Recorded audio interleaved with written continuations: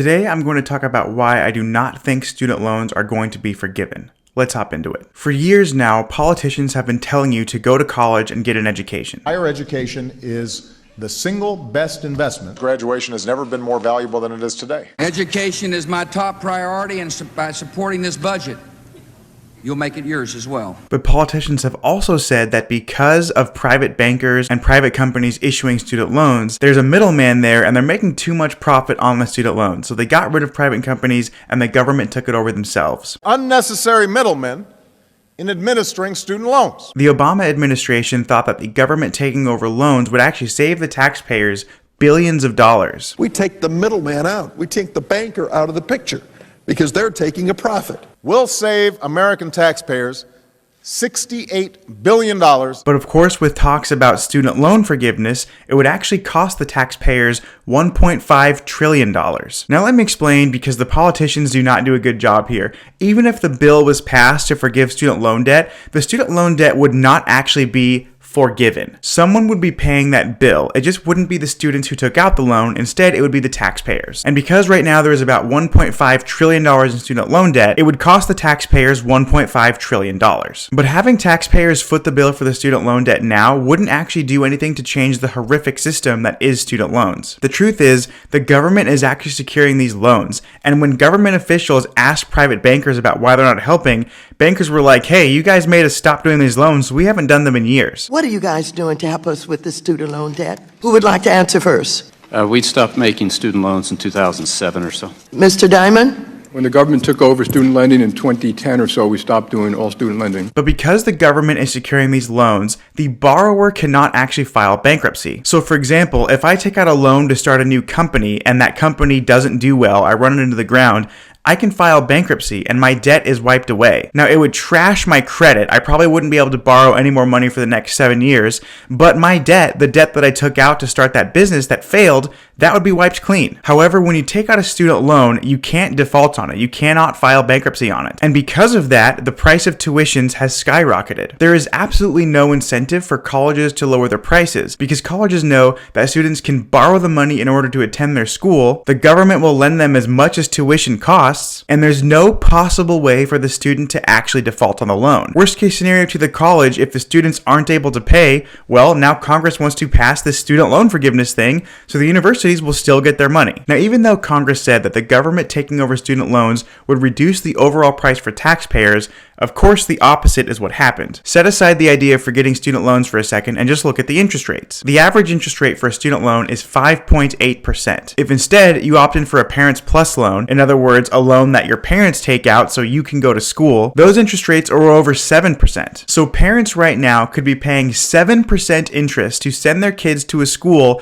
so they can get a degree in upside down harmonica playing or whatever the heck some of these useless degrees are today. To put it in perspective, if you want to buy a new truck and you have solid credit, you can actually finance that truck at 0%, meaning you can be paying 0% interest on a truck as opposed to 7% interest on a degree that may or may not provide value in the marketplace. You could also pay less than 2%. You can pay 1.75% on a home loan. You could buy a house and then live in it as your primary residence, rent out every other bedrooms, and now all of a sudden you have a cash flowing house hack that you're only paying 1.75% interest on. What's the better investment? A degree that you may or may not use, or a cash flowing asset that's going to be going up in value? Now, many of you guys know that I live in the city of Seattle, and the big university here is University of Washington. Take a look at what the annual tuition is. Now, if you're a resident, it's only $30,000, but if you're a non-resident, it's almost $40,000. But for the sake of this video, let's just go with the resident number. If you live here in Washington and you want to attend the University of Washington, it's going to cost you about 30 grand. Now, your tuition is going to be $30,000 regardless of what you decide to major in. So whether you decide to major in accounting or medicine or underwater basket weaving,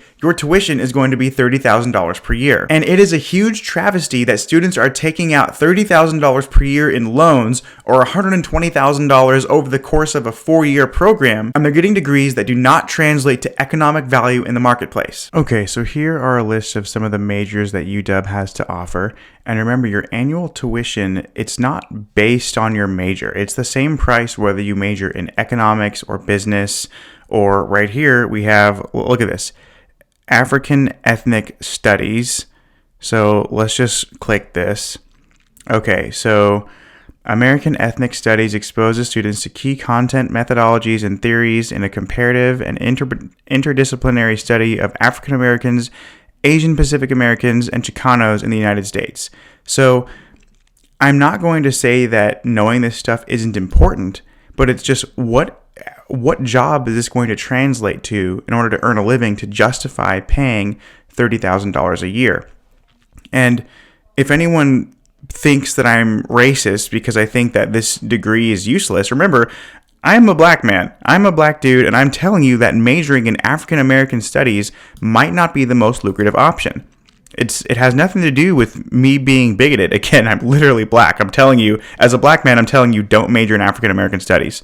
But let's just keep scrolling here. Here we go. Here's another one that it could be important to know these things. A case could be made. Yeah, let's learn about gender. Let's learn about sexuality studies and, all these things that are going with it. As a field of inquiry, gender, women, and sexuality studies challenges traditional scholarship about human societies and fosters the construction, it's basically like gender roles, all that stuff. So sure, a case could be made that it's important to know this stuff and it's important to learn this stuff.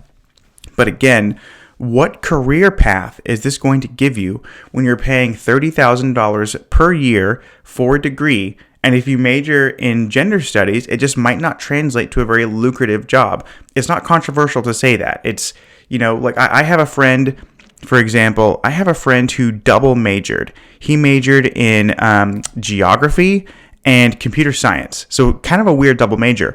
But now my friend works for Google, specifically Google Maps. He does like all of he works on all of the Google mapping stuff. And the dude makes $400,000 a year at the age of 29. Now, his tuition was the same as someone who might pick ethnic studies or gender studies. He paid the same amount as they did. But going to work for Google in geography and mapping and all that stuff is a way more lucrative option. So for him, his education was a really good investment. And I'm saying investment as worth the money. So if you go to school and you're paying $30,000 a year, most schools are 4 years. You're going to be paying $120,000. In some cases, have $120,000 in student loans if you have to finance all of it, where you're paying an interest rate. And is that a good investment if you're going to be making not a whole lot of money because you got a degree in ethnic studies or gender studies? So I don't actually believe that student loans will be forgiven. I think there needs to be a reset for education, and I believe that the cost of tuition should not be this high. The only way that universities are going to lower their tuition is if the government stops securing loans. Because if I can take out a $200,000 loan for college, but then I choose a major that doesn't translate to value and therefore I don't make a lot of money, I'll probably default on that loan and then I'll file bankruptcy, meaning the university isn't going to get paid. If that becomes possible, if it's actually possible to default on student loans, if it's possible to file bankruptcy, then universities will have no choice but to lower their cost of tuition. Well, I hope this video was informative, and I'll see you guys in the next one. Peace.